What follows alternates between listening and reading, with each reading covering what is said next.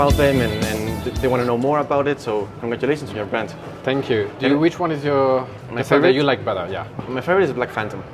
Nice. Because I heard the story behind it. It's inspired by the Phantom of the Opera. Yeah. And I love Phantom of the Opera.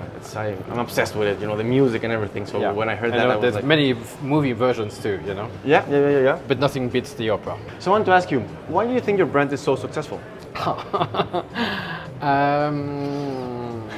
I don't know, you know, I think we are a few that started maybe 15, 20 years ago with the ambition to put perfumery back in the pedestal, to put the formula back at the core of the creation, allowing to create olfactive harmonies that don't resemble perfumes that already exist on the market. Right. Sometimes pushing the boundaries too far, you know. Sometimes I'm like, oh, why did I do that? Why did I do that? You know, like why did I push that ingredient so far? Got it. But you know, it's the risk we're willing to take, you know. The idea is that we offer a collection of scents for customers and they can choose according to their personality, maybe having a wardrobe of scents. Yeah. This is, for example, for me, spring, summer, autumn, winter, I have 2 different wardrobe of scents. Of course, it changes completely, yeah. Yeah, if I stay on, I don't know, if I stay home on a Sunday and I'm in jeans and t-shirt, I have a scent. When I travel, I have a scent. When I go on a red carpet, I have a scent. You know, What scent are you wearing today? Old-fashioned. Oh, of course, yeah, because we're launching old-fashioned. I'm wearing old-fashioned too. Fantastic. Let me like it? Yes. When I first tried it on, it was like, this is literally like whiskey inside the fragrance. It's so realistic. So you know, it's interesting because you cannot create whiskey with there's no whiskey note, you know. It's it's all chemicals. Yeah. But what's interesting is that in the perfumery we have an absolute wheat available, and so a wheat is a cereal that is close to the world of cereal of whiskey. So and we have a rum. The rum, obviously whiskey is not rum, but the rum gives a bit of a boozy note. Yeah. And rum combined with the wheat absolute, combined with davana, which is a rose that has a bit of a licorice, on a overdose of cedar wood and vanilla notes, gives the illusion of a whiskey. Type of, But I agree, the first second, you know, you're like, oof, it's boozy like a whiskey. It's super realistic. Like, amazingly realistic. But at the same time, when you wear it, when you take it, you know, you spray on a scarf or sweater and you take it back, it doesn't feel like an alcohol. And that's always a very thin line with my liquors collection, is that you don't want to be walking like you... I was about to ask you that. You're drunk, you know, exactly. That you've been drinking all night. I don't want to be stopped by the police. Exactly, you don't want to be driving. Exactly. Yeah. So that's the very thin line. Like the liquor is a muse, so it's an inspiration muse, and I want to, like, I don't know, like a Modigliani painting or a Picasso painting, you know, you want to recognize, you know, who is the model, there, but you don't want to be so figurative. Got it. So let me ask you something, because my job is to recommend fragrances to other people. Yeah. And I want to ask you, based on what I'm wearing, based on what you see, what fragrance would you recommend me? Like today? Like today. I would recommend either Straight to Heaven. Okay. Because I think it's masculine, it's chic. It's not too strong, so perfect for a day suit. You know, Sacred Wood.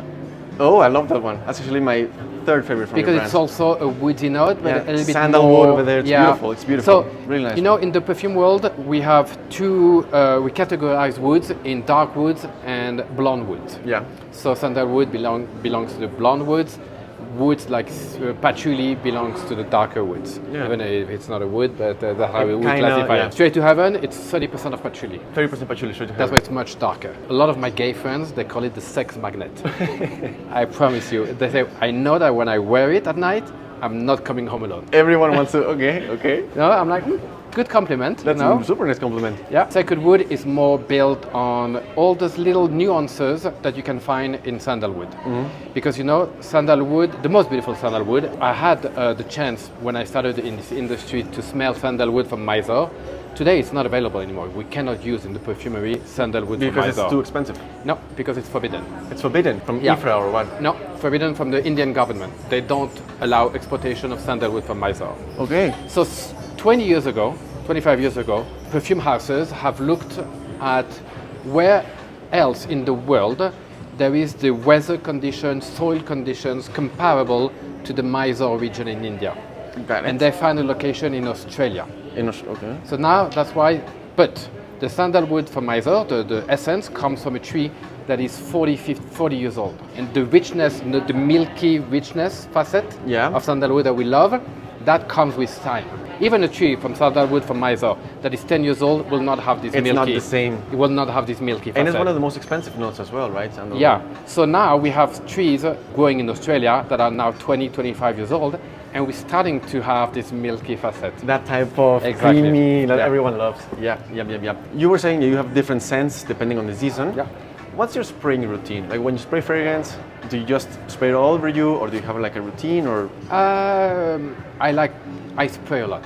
A lot. Like what's a lot? Like 15 12 sprays. 12 sprays. Yeah. Okay, that's nice. Me too. I love. But I also know, depending on the scent I'm spraying, I wouldn't do 12 sprays of Smoking Hot or Dark Lord. No, because that's you know too strong. I mean? Yeah, exactly. Yeah. People but will be like, on the rocks, you can be get me out of this guy. He's like annoying me, you know? Yeah. So you don't want that. Spring, summer, which I wear all my fresh scents, I can spray 12. I can do 12 sprays, and I know I'm not going to be bothering people around me. Exactly. Yeah. So I see fragrance as an art form. Yeah. Do you too? Yeah. Why? Because it's because that's what people have a hard time understanding. A creation comes first from an idea. The nose is just a tool to control if the idea you had and that you translated into a formula or a recipe. It's exactly like a chef, a cooking chef. So you have an idea, then you write the ingredients to put together the idea that you had. Then you either taste it as a chef or you smell it as a nose. But it's just a tool of control to see if the idea you had is interesting, works, doesn't work, how you can tweak it. But it all comes from an idea. From creativity, basically, yeah. Exactly. That's why I love being in the more niche world or artisanal, niche artisanal, perfume, because we are not like the big blusters brands. They launch one perfume, they test it over and over because they want to make sure because they want to make sure that the 20, 30, 40, 50 million dollars they're going to put in advertising is pushing a perfume that people are going to like. And people are so scared that they over test the fragrance, and at the end you have a perfume that is usually super safe.